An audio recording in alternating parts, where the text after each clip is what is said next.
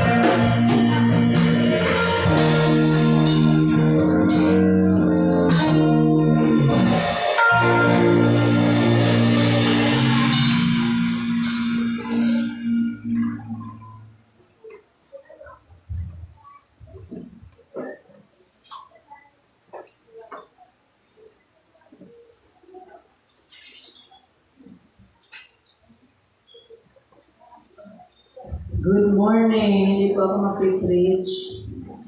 Hintayin po natin si Pastor. Okay. So, lahat po maghahandog sa Panginoon. Pinapaalala ko, kailangan po 8:30 nandito. Sumasama po kayo sa devotion. At yung mag-scripture reading, lahat po kasama sa scripture, sa program. Kailangan 8:30 po nandito. May devotion po kayo. Kapag hindi po tayo pwedeng tumayo o maghandog because we are serving the Lord. Amen?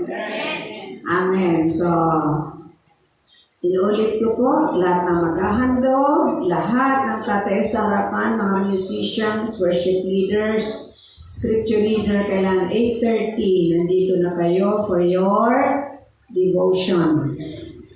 Yan po yung aming pinag-meetingan last Sunday because kayo po ay mag-o-open ng cell group. Bago po nag-o-open ng cell group, ito po yung idinudulog po natin sa panalangin. Amen? Nandito na po si Pastor, ang poging-poging asawa ko. Good morning, Luzon, Visayas at Mindanao. Yung pong nanonood sa live. Ito na po si Pastor.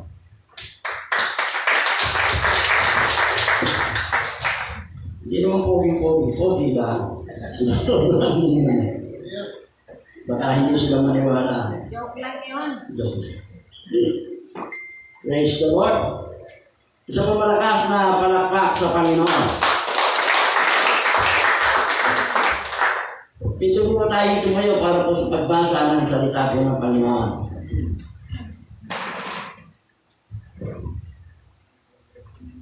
First Corinthians chapter 11.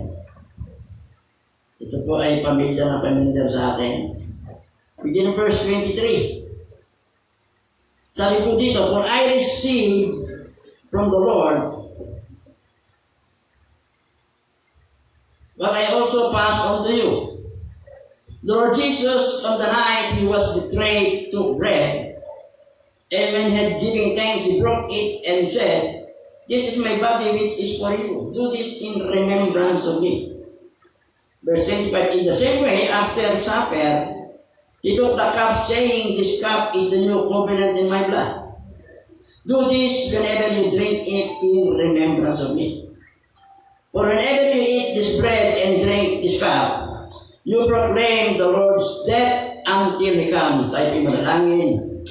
Panginoon, kami po ay nagpupuri, nagpapasalamat, Lord, sa napakagandang umagang itong pinagkaloob sa amin. This is the day that you have made, and we will rejoice and be glad in it. Maraming salamat sa panibagong kalakasan, panibagong pag-asa, panibagong umaga, panibagong pakikibaka, panibagong tagumpay. Sapagkat ikaw po nagsabi sa mga salitang, we are more than conqueror in Christ Jesus. Hindi lang po kami mananagumpay, higit pa po kami sa mananagumpay, Panginoon. Maraming po salamat sa kalayaan na pinagkaloob sa amin, at kami po ay malayang nakapag-aaral ng salita mo, Panginoon. Dahil salita mo po ang aming pag-aaralan, hiniling po namin ang kapangyarihan ng banal mong Espiritu sa manguna sa aming kalagitnaan. Open our spiritual eyes, spiritual mind, spiritual understanding upang lubos po namin mauruan at maisagawa lahat ng salita mo na pag-aaralan po namin sa umagang ito. Ang kaaway sa po ay mahigit ng 2,000 taong talunan, anumang hatang na kanyang gagawin, di aking pinapawalang bisa sa pangalan ng Jesus. I declare it null and void in Jesus' name. Dahil banal na Espiritu, ikaw mo sa aming kalagitnaan, inakinap namin ang katagumpayan sa pangalan ng Jesus. Amen, amen. Okay, mga kapatid tayo. Praise the Lord. So tayo po yung pamilyar sa talata po nito. Ang pamulat po ng ating pag-aaralan is come to the Lord's table. Lumapit sa hapag ng Panginoon. So binasa po nating talata ay patungkol po sa communion. Come to the Lord's table. Lumapit sa hapag ng Panginoon. Lahat po ng Christian churches ay nagse-celebrate ng communion. Lord's Supper, Lord's table. Iba-iba nga lang po yung kanilang mga kapraanan. Yung iba po ay nagse-celebrate ng Lord's Supper every first Sunday of the month. Katulad po natin. Ngayon po yung first Sunday of the month, kaya meron po tayong communion. Yung iba po ay sineselebrate nila every second Sunday of the month.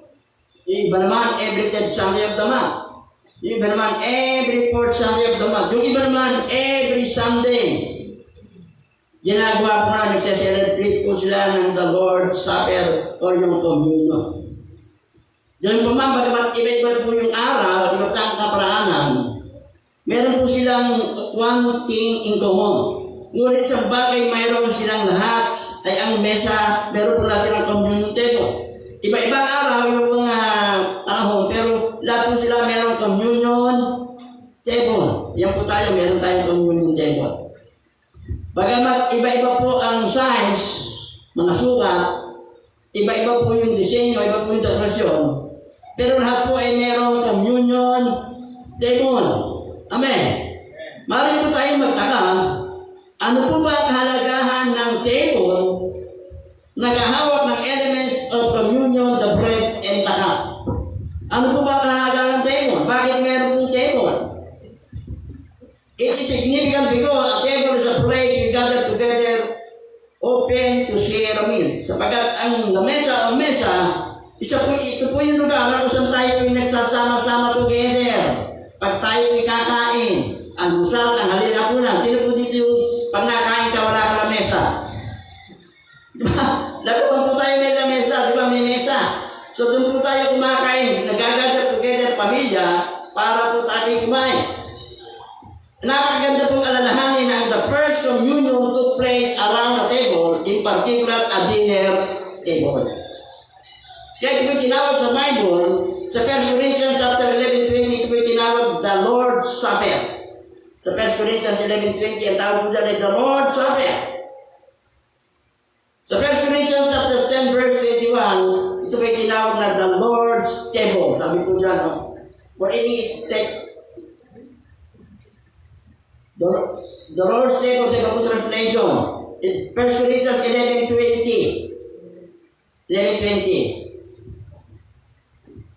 Therefore, when you eat together one place, each to eat of the Lord's Supper. Sa 1 Corinthians 11:20, tinawag ng Lord's Supper. 1 Corinthians 10:21, tinawag ng the Lord's Table. 1 Corinthians chapter 10 verse 21, tinawag ng the Lord's Table. 1 Corinthians chapter 10 verse 21. Tinawag na the Lord's Table. Sige, pakatingin natin. Para makayong. The Lord's Table. Isa po lang yan. The Lord's Table, the Lord's Supper o Communion. Amen. Ano po yung kahalagahan? What is the significance about gathering around the Lord's Table or Communion? Ano po yung kahalagahan na tayo pinag-gather together around the table para po sa ating communion? Ano po yung kahalagahan na ginagawa po natin? Kasi minsan para na lang ritual yung ginagawa natin. Every first Sunday of the month meron po tayong communion. Pero minsan parang ritual na lang. Parang first Sunday magkukommunion kami. Hindi natin uunawaan ano po yung kahalagahan ng ginagawa po natin. Ano po ba yung kahalagahan ng communion? So number one, the Lord's Table, the Lord's Supper or communion is a place to remember Jesus Christ. Ito po yung lugar kung saan po natin aalalahanin ng ating pong Panginoon sa Kristo.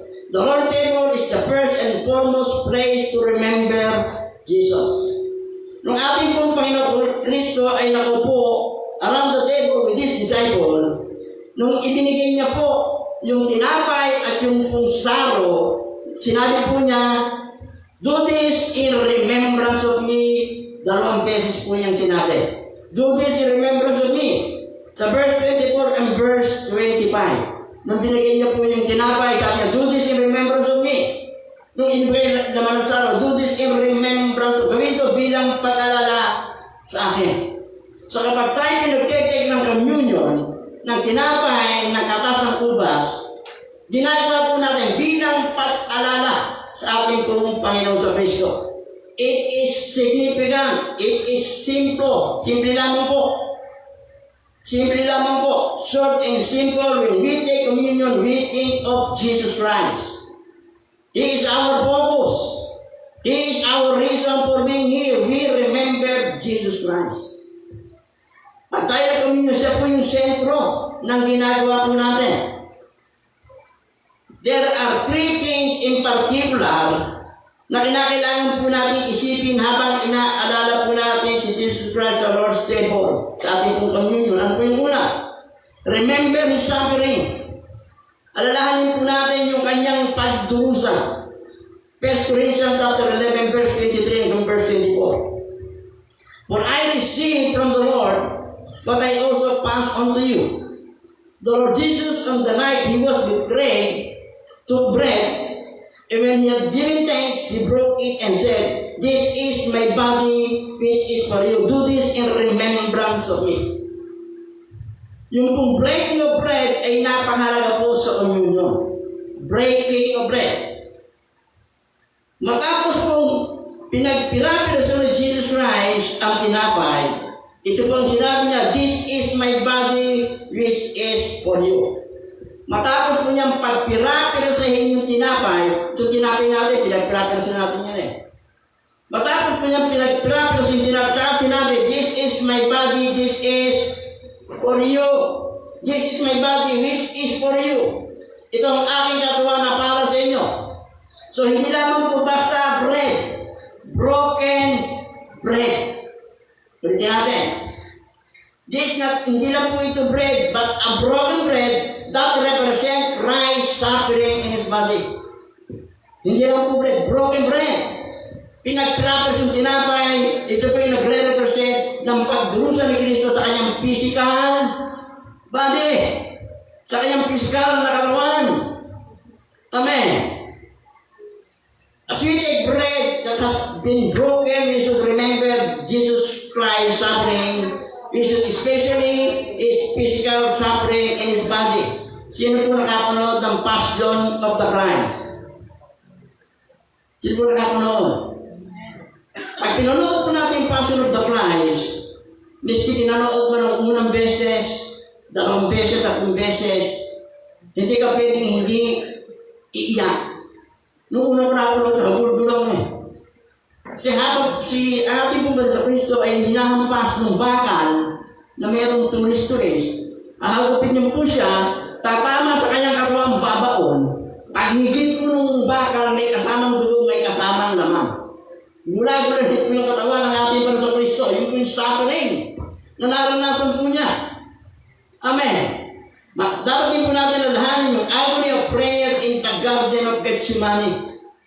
Yung sa pinanalangin sa Garden of Gethsemane, sabi po doon, yung lumabas na dugo na parang sa kanya parang dugo, yung po sa tindi ng hirap, pain na naranasan po ni Kristo, na mararanasan po ng ating Panginoon sa Kristo. We should remember His unlawful arrest in the middle of the night. Yung hindi makataro ng pag-arrest sa kanya sa kalagitnaan po ng hating gabi eh. Di ba kanina kasi pag-arrestuhin ka, arresto ka ng, wala naman siguro uma-arresto ng may wakang kong arrest, dadalhin sa inyo ay magaling araw. Kalimitan na umaga, hapon, di ba? So Jesus Christ, dinala po yung arrest, unlawful arrest in the middle of the night. We should also remember His unfair trial and false accusation brought against Him. Yung mga maling bintang, yung pong unfair trial na naranasan po ng ating Panginoon Kristo. Dapat din po natin alalahanin nung siya po'y pinagkanulo ni Judas, isa po sa disciple for 20 pieces of silver. Pinagkanulo po siya ni Judas for 20 pieces of silver. Yung po ay suffering ni Jesus Christ, alagad niya, disciple niya, pinagkanulo po siya for 20 pieces of silver. Alalahanin po natin yung pagkakailan ni Pedro 3 times. Ipinagkailan niya ang ating pong Panginoong Jesucristo. Alalahanin po natin yung iniwan po siya, tiniligtan siya ng kanyang mga lagad. Nung panahon na kailangan po niya yung mga lagad. Hindi lamang po si Peter, lahat ng alagad ng ating Panginoon, tinaligtan po siya. Amen. And his disciple abandoning him at the greatest hour of human need. Akala lang po natin si Peter, lahat po ng alagad ng Panginoon, inibando na po siya. Natakot sila kapag sila po ay madamay. Amen. We should also remember the brutal treatment he received at the hands of the Roman soldier. Yung brutal treatment na naranasan po niya sa kamay ng mga Romanong sundalo. Alalahanin po natin na sa ito ay yung pangungutya sa ating Panginoong Jesucristo. Isipin mo. Diyos ng mga Diyos, hari ng mga hari. May gawa ng langit at lupa. Diyos na makapangyarihan nagkataong tao. Minaltrato po sa kamay ng Roman soldier. Siya po ay inalimura. Siya po ay tinakpan ng mata. Dinuraan. Sinutok, sinampan. Yung tinik na corona inilagay sa ulo at idiniin ko may tumulong dugo sa kanyang ulo. Physical suffering. Kaya pag tayo pinag-communion, pag binigay ko yung tinapay, yung suffering, kaya nga broken bread. Katawan ni Kristong nagkawasak-wasak dahil sa ating mga kasalanan, dahil po sa ating mga kasamaan. Amen. We should also remember yung paghahupit, paghampas po sa kanya. Hanggang sa kaya po, siya po ay may dalang krus, di ba? Sinika siya nung bumaksak siya, nabagtagalan po ng krus. Sinisipa, hinahataw habang daldala po sa krus ng Kalbaryo. Alalahanin po natin nung ipinako ang kanyang mga ama, yung pinako yung kanyang mga paa. Hindi po ganun kadali. Nakikita po natin yung, di ba meron nagpapapako ng krus pag Biyernes Santo Pero pag sila nagpapako sa krus, meron tali yung kamay nila. Hindi lang naman pasapako kundi pinako sila, pero kasi may palatandaan lagi sila nagpapapako. May palatandaan yun. Pagkatapos nakatali yung kanyang kamay sa krus. Para mahirap yun, kasi kung pako na, baka bumigay. Nung pinako po si Jesus na yung kanyang kamay, pag wala po nakatali sa, hindi nakatali ang kamay niya, yung talagang pako. Pati ang kanyang paa. At sabi ng mga eksperto, yung kirot na naramdaman ni Kristo. Kasi nakapako ka, yung bigat ng katawan mo, dumadami hanggang ibaba na pagsakit mo nun. Akala na natin ganun kadali ang anak naman ng Diyos na hindi po, nagkatawang tao si Kristo. Yung si Kristo nagkatawang tao, 100% tao, 100% Diyos. Kaya yung nararamdaman ni Kristo natin, nararamdaman niya, isipin may pako ko sa krus. Yung dalawang pa niya, yung pain, yung abandonment na naranasan po ni Kristo. Kaya nga yung ginagawa natin, habang kinakain natin, inaalala po natin, yung physical suffering po ng ating pong Panginoon Kristo. Sabi ni Jesus broke the bread and told his disciples, "This is my body which is for you." Tayo dapat ang ipinako sa krus. Tayo dapat ang pinahirapan. Tayo dapat ang binugbog, inalarmura. Pero lahat ng parusa na para sa atin, inako ng ating pong Panginoon sa Kristo. Kaya ginagawa po natin itong monthly para alalahanin kasi minsan nakakalimutan na natin Kaya pag mamaya sa communion po natin, pagkain natin tinapay, yun ang iniisip mo. Yung sacrifice ni Kristo sa krus ng Kalbaryo. Bakit niya ginawa? Para sa atin. Palakpakan po natin ang Panginoon. So, inaalala po natin, yung suffering ni Kristo, una yung kanyang suffering sa kanyang katawan. Pangalawa, remember his death on the cross. Alalahanin natin yung kanyang kamatayan sa krus ng Kalbaryo. 1 Corinthians chapter 11 verse 25. In the same way, after supper, he took the cup saying, This cup is the new covenant in my blood. Do this in remembrance of me. Do this whenever you drink it in remembrance of me. The cup, yung pong laman ng saro, yung pong katas ng ubas, is a reminder of Jesus' death. it is a symbol of the blood of Jesus Christ that was poured, na bumubok, tumigil sa krus ng Kalbaryo. Yung kung iinumin natin mamaya, nakalaman sa saro, simbolo ng dugo ni Kristo nabubos sa krus ng banal na dugo ni Kristo, makapangyarihan dugo, nabubos sa krus ng Kalbaryo. Ito yung nagpapakita ng kanyang kamatayan. The pouring of blood in Scripture is always a symbol of a violent death. Yung kung pagbubuo ng dugo sa Biblia, ito may nagpapakita ng violenting kamatayan. Basta may dugo, yung ibig sabihin, violent po yung kamatayan. At ang naranasan ni Kristo, pinaka mababa at nakakayang uri ng kamatayan. Hindi ba naisip? Pinakamababang uri na kamatayan. Alam niyo ba kung sino pinapako sa mga kriminal? Siya na walang kasalanan, naging makasalanan para sa atin. Ang pinapako sa krus, kriminal, siya anak ng Diyos. Pinakamababa at nakakayang uri ng kamatayan. Yung ipako ko sa krus. Nung si Pedro ay pinatay, ipinako din po sa krus si Pedro. Pero hindi po siya pumayag sa ipako na katulad ng pagpako kay Kristo. Alam mo kung paano siya ipinako? Pabaliktad. Kasi sa kanyang sarili, hindi niya kayang tapakan yung sacrifice ni Kristo. Kaya sabihin, ipinako sa krus, pabaliktad. Yung ulo niya nasa baba yung paa. Pabaliktad po yung pag-akapa ko kay Pedro. Amen. Palakpakan po natin ang Panginoon. So the cup is a reminder not only that Jesus died, but that He was killed. Siya po'y pinatay. Siya po ay namatay hindi dahil sa katandaan. Hindi po siya matay dahil aksidente o sa sakit karamdaman. He was executed for a crime He did not commit. He was executed for a crime He did not commit. Hindi naman niya kasalanan. Pinagbayaran ng ating Panginoon sa Kristo. Okay lang, kapag ikaw halimbawa, kaya nga po inalis po na yung death sentence eh. Yun ang iniisip ng iba. Baka naman yung bibitayin, eh wala naman talagang kasalanan. Di ba okay lang? Na ikaw mamatay, nasintensya ka halimbawa ng kamatay, na electric chair o firing squad, kung talagang ginawa mo yung kasalanan mo eh. Pero wala ka naman kasalanan, hindi mo naman ginawa yung kasalanan, pagkatapos ipapako sa kulong, ipapayan ka, yung po yung masakit. Amen. He was executed for a crime He did not commit.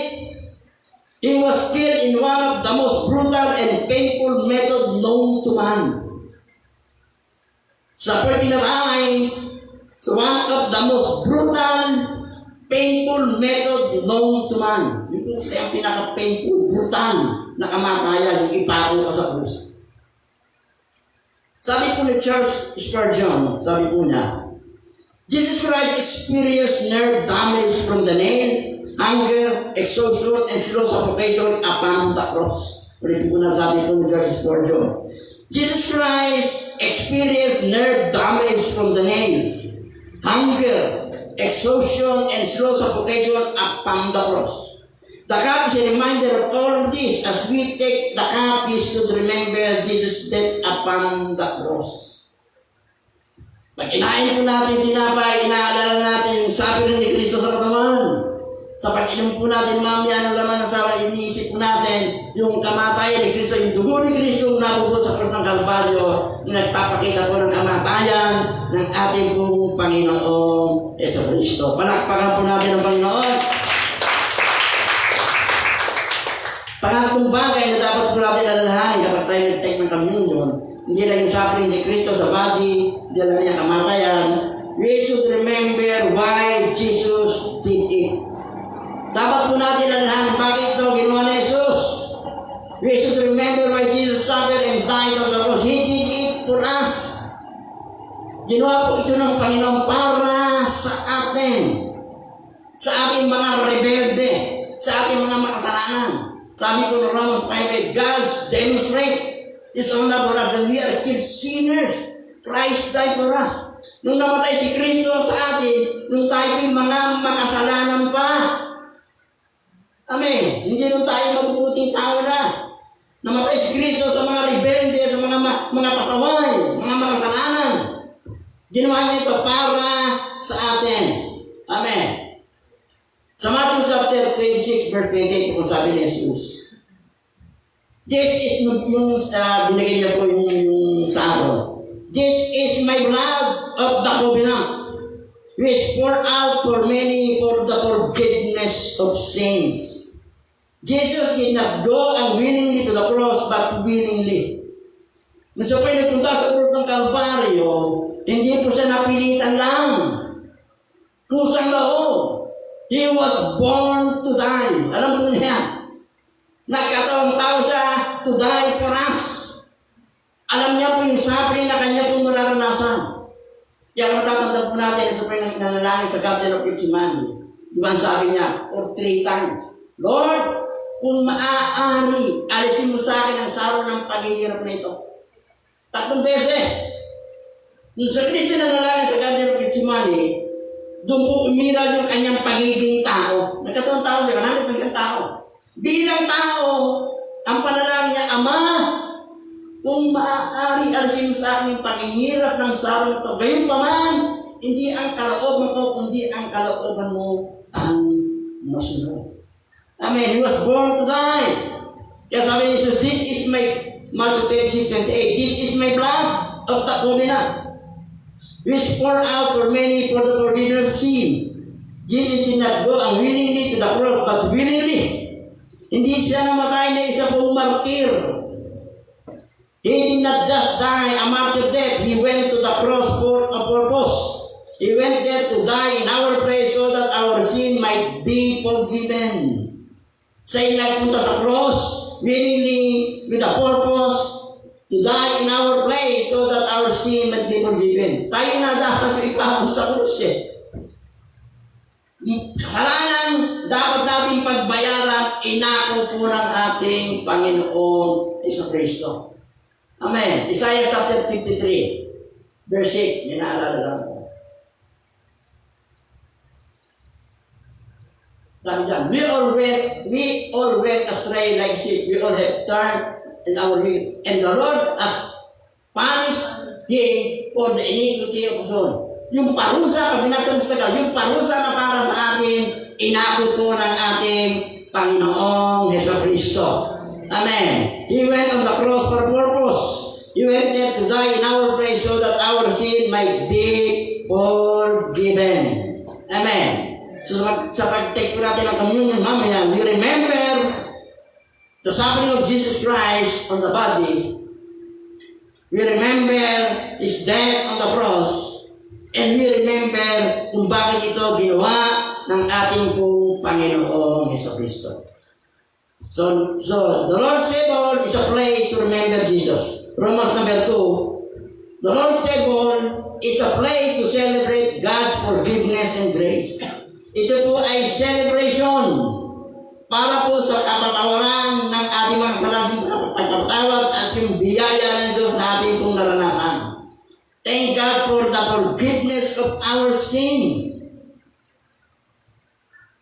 Communion is not only about to remember Jesus Christ's suffering and death. Yung pong communion, hindi lamang po natin inaalala yung suffering ni Kristo at kamatayan sa krus ng Kalbaryo. Meron pong tinatawag na solemn side to the communion. Communion should be a time of celebration. So, ang communion, hindi po ito yung time na ikaw ay parang lungkot na lungkot. It is a time of celebration. Ito po yung oras ng pagdiriwang. Amen. Tayo po lahat, hindi pa po tayo manang, we are separated from God because of our sin. But Christ died on the cross so that we might be forgiven. Namatay siya sa krus ng Kalbaryo para yung kapatawaran ng kasalanan maranasan po natin. And it is a day of celebration. Habang tayo nagtitik ng communion, ito po yung oras ng pagdiriwang sapagat nagtagumpay ang ating pong Panginoon sa Kristo. Akala ni Satanas, kung si Kristo yung namatay sa krus ng Kalbaryo, talo na siya. Sabi ni Jesus, it is finished. Kala ni Satanas, finished na. Pero hindi po alam po natin yun. Amen. It is a day of celebration. Oras ng pagdiriwang sapagkat tayo pinakaranas ng kapatawaran ng ating kasalanan sa pamamagitan ng kamatay ni Kristo sa krus ng Kalbaryo. And so communion is a time to thank God for the forgiveness of sin. 1 Corinthians chapter 11 verse 25. The cup is the new covenant in my blood. Do this whenever you drink in remembrance of me. Yung Old Covenant, sa Old Testament, yung Old Covenant ang nare-require animal sacrifice. Tayo, during the Old Testament, kapag nagkasala po mga Israelita, ang required animal sacrifice, naghahandog po sila ng hayop. Baka, kambing, pag walang-wala ay ibong yan.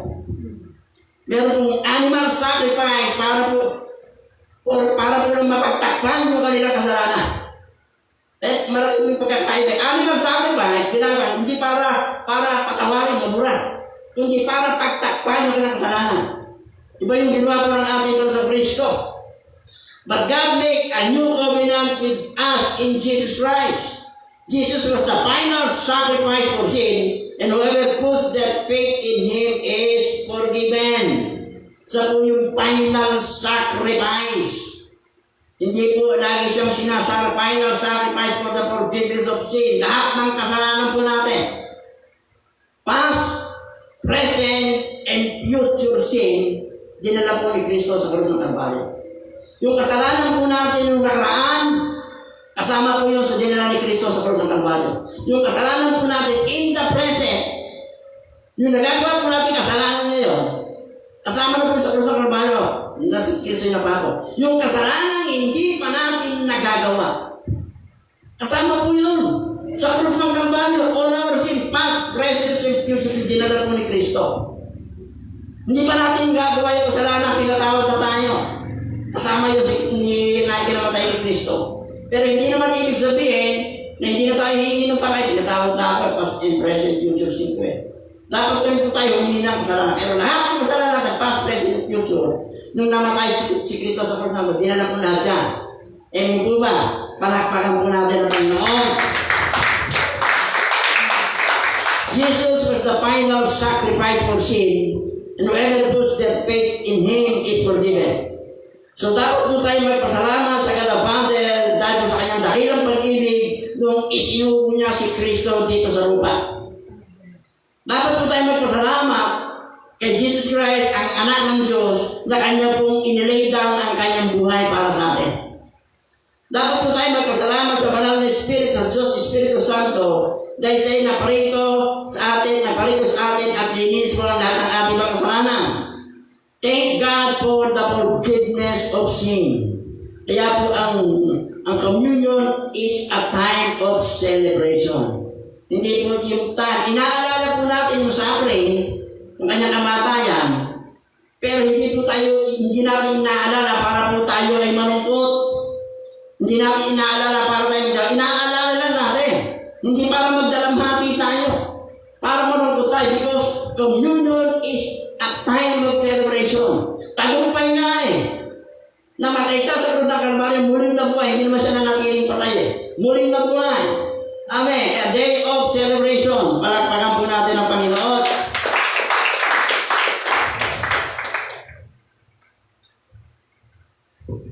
The Lord's table or communion is a place to remember Jesus. It is a place to celebrate God's forgiveness and grace. It is a place to share in Christian fellowship. It is a place to share in Christian fellowship. Christian fellowship always has two dimensions, both vertical and horizontal. Ulitin po natin. Ang Christian fellowship, meron pong two dimensions. Vertical, di ba vertical patas, and horizontal. Unahin po natin yung vertical dimension. We share in fellowship with Christ. Yung vertical dimensions of fellowship. We share in fellowship with Christ.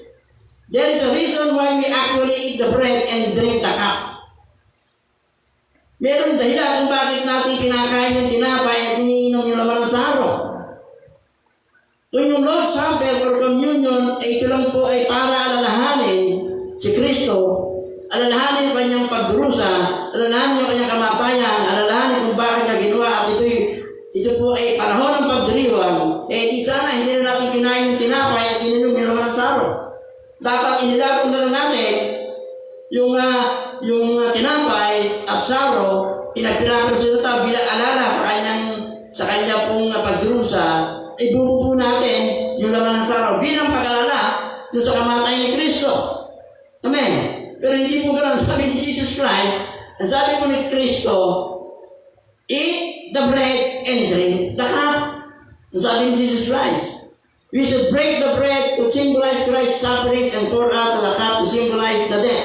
But Jesus instructed us to eat the bread and drink the cup.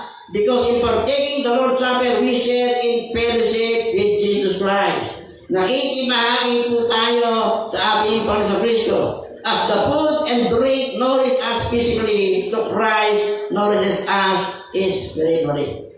Amen. He is the vine, we are the branches. We get our spiritual life from Him. Sabi po ng Psalm 34 verse 8, taste and see that the Lord is good. Blessed is the one who takes refuge in Him.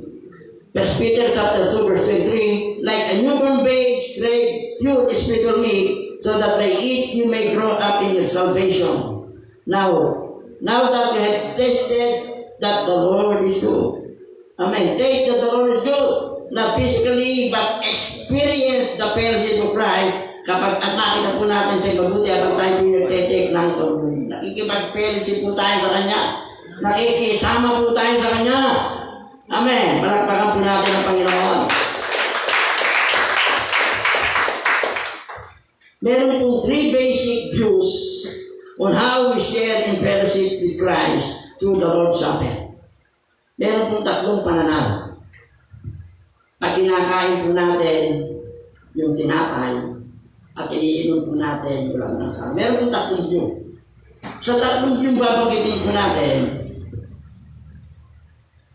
dalawa po ay katanggap-tanggap, ina-accept po yan ng Christian community. Kaya yung isa po ay nire-reject. Isa-share po natin. Ang una pong view about doon sa pagdating natin ng communion, they call it the physical presence of Christ in the elements. Physical appearance of Christ in the element. Ito po yung tinatawag din the doctrine of transubstantiation. Pwede po natin. The doctrine of transubstantiation, which teaches that the bread and wine are physically changed into the body and blood of Jesus Christ, so that you are feeding upon Christ's actual body and blood in the Lord's Supper. Ang kanila pong katuruan, yung pong tinapay at actually, napagbago po, nagiging tunay na katuruan ni Kristo, nagiging tunay mo. Kapag kinain mo yung katuruan, yung tinapay, sa kanilang katuruan, kinakain mo talaga yung katawan ni Kristo. At iniinom mo talaga yung dugo ni Kristo. Ito po ay tawag dito ay the doctrine of transubstantiation. Sa kanila kahit pag kinain niya, katawan ni Kristo. Sa kanila po, nag-change yung osya, naging yung tunay na katawan ni Kristo. Pag ibinigay po yung communion, nagiging tunay na dugo. Yung po yung doktrina nila. Doctrine of transubstantiation. Na talagang nag-change. Parang magic. Yung tinapay, nagiging tunay na kalawan. Yung laman ng saro, nagiging tunay na kaya kinain yung tinapay, ang pakaramdam nila, ang turo sa na kinakain mo, tunay na kalawan ni Kristo. Ang ininom mo, tunay na dugo. Yun po ay hindi natin tinatanggap. Sapagkat yan po ay ang biblical. Amen. So yun po yung isang view. Ang second view, believe that there is a spiritual presence of Christ in the bread and in the wine, that Christ is spiritually present in the elements as we partake them. Yun po yung pininiwala natin. Pag kinain natin ng tinapay, tayo pininiwala that Jesus Christ is spiritually present doon sa tinapay. Pag ininom po natin yung laman ng saro, Jesus Christ is spiritually present doon sa laman ng saro. Spiritual presence of Christ in the bread and in the wine. that Christ is spiritually present in the element as we partake them. At yun po yung ating tinatanggap. Pag kinain natin ito, yung presence ni Jesus Christ na andito nararamdaman po natin. Another view teaches memorial presence of Christ in the Lord's Supper. That Christ is present among us in a special way when we share the Lord's Supper. So, ibig sabihin, kapag tayo po ay nag-take ng tinapay, mamaya, saka po yung laman ng salo, ang kanyang katuruan, yung pong memorial presence, ibig sabihin, si Kristo ay present sa ating kalagitnaan. Tinatanggap din po natin yan, yung katuruan ganyan. The Christ present among us is a special way when we share the Lord's Supper. That ang turo po na that there is nothing magical or supernatural in the elements themselves. Kasi doon sa sinabi natin kaninang teaching, yung tinapay talagang nabago ako, nagiging katawag talaga ni Kristo. Yung nakanang saro, nagiging talaga po ni Kristo. Yan sabi dito, that there is nothing magical or supernatural in the elements themselves. The bread remains bread, the grape juice remains grape juice. These are symbol of Christ's suffering death. As we partake them and take them in our bodies, they are a reminder of the rich fellowship we share with Christ through the Holy Spirit who dwell in us. So that is the vertical dimensions of Christian fellowship. We take place in communion, we share in fellowship with Christ. Another dimension is the horizontal dimension. We share in fellowship with Christ. We share in fellowship with each other. Kung papansinin po natin, wala pong nagtitik ng communion na sila magsoro. That we do not eat the bread and drink the cup alone. We share it in the Lord's Supper together. The bread is not only symbolic of Christ's body and suffering, but also of the church. 1 Corinthians 10:17. Because there is one Lord, we who are many are one body, for we are shared the one Lord. As we partake the one Lord together, we are reminded that Christ lives within one of us through the Holy Spirit. So we have a fellowship with each other. Kaya po tayo pag nag-communion, sama-sama po tayo nagpupunta. Hindi po tayo nag-isa. Amen po ba? So the Lord's table, the Lord's Supper is a place to remember Jesus. It's a place for God's forgiveness and grace. It is a place to share Christian fellowship. And number 4, panghuli, a place to anticipate Christ's return. Ito po yung lugar na inaasahan po natin yung pagbabalik ng ating pong Panginoon sa Kristo. Di ba ang sabi po niya, pag binasa po natin yung talata, ulit pagbasahin po natin talata.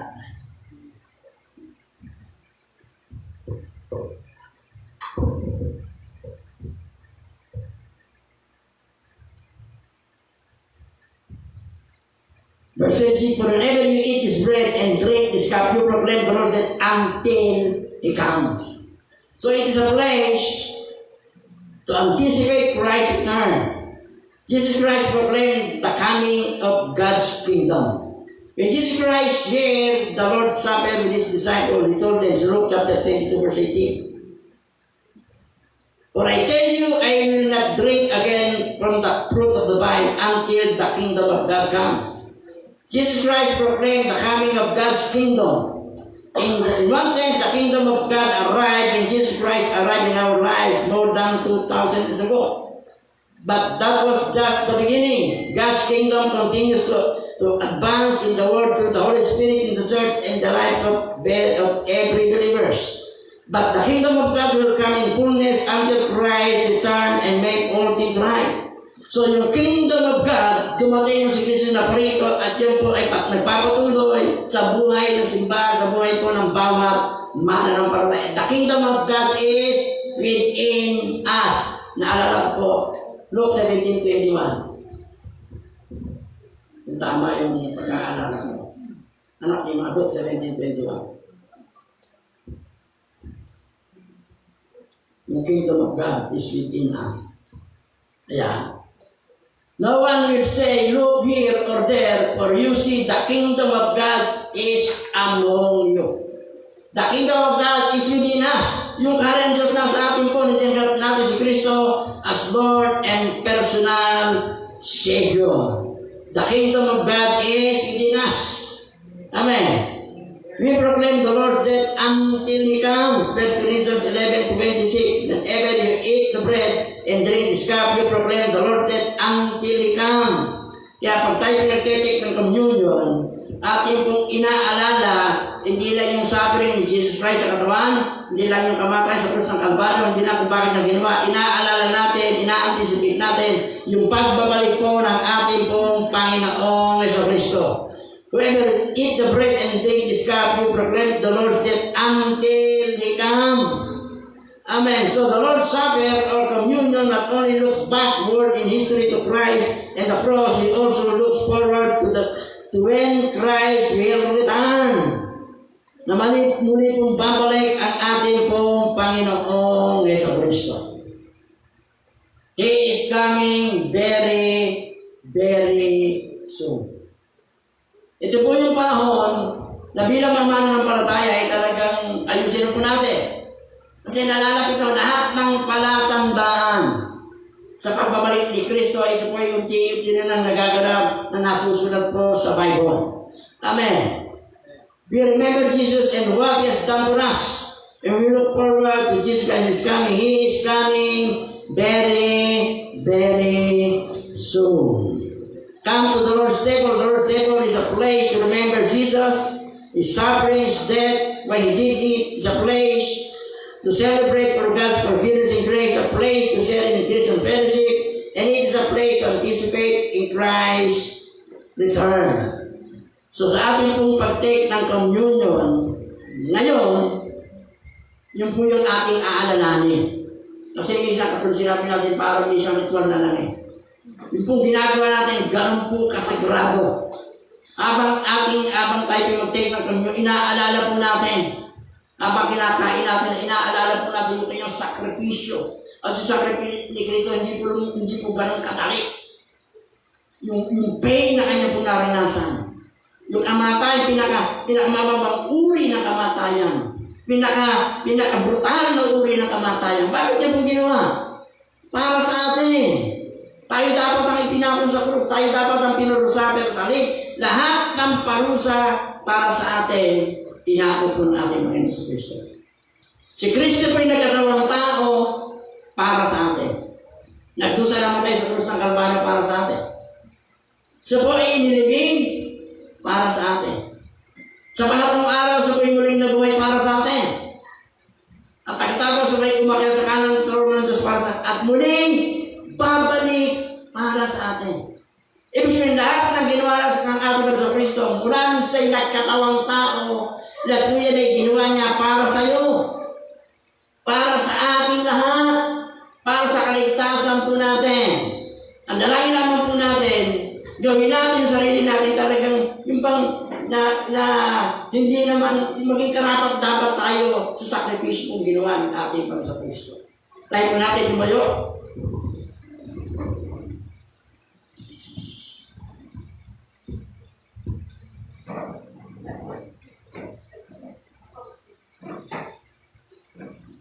Basahin po natin sa Amplified yung benediction. Bago po tayo mag-take ng communion. Number chapter 6, verse 22. Po sinasabi, the Lord said to Moses, say to Aaron and his sons, this is the way you shall bless the Israelites. Say to them, the Lord bless you and watch guard and keep you. The Lord make His face to shine upon you and lighten you and be gracious, kind, merciful, and giving favor to you. The Lord lift up His approving countenance upon you and give you peace, tranquility of heart, and life continually. And they shall put my name upon the Israel, and I will bless them. Receive the blessing. Lord, maraming salamat sa pagpapalang tinanggap namin, Panginoon. Maraming pong salamat sa mensahe mo na unawaan po namin yung kahalagahan ng amin pong gagawin sa umaga ito, yung communion, Lord's Supper, Panginoon, Lord's Table. Maraming salamat sapagat ito po, Panginoon, ay isang sagradong bagay na gagawin po namin bukal sa aming puso, gagawin po namin na may malinis ang aming puso, Panginoon. Maraming salamat. pinupuri ka namin. At lagi mo pala, hindi lamang po Panginoon, every communion, na maalala po namin yung sakripisyong ginawa mo sa amin sa krus ng Kalbaryo. Hindi lamang every first Sunday, pati araw at sa araw-araw po ng aming buhay. Alalahanin po namin yung sakripisyo mo ginawa sa krus ng Kalbaryo, ginawa mong para sa akin. Alalahanin po namin na nalalapit na po ang iyong pagbabalik. Maraming salamat. Pinupuri ka namin sa pangalan ng Ama, ng Anak, ng Espiritu Santo, na natin magsabi ng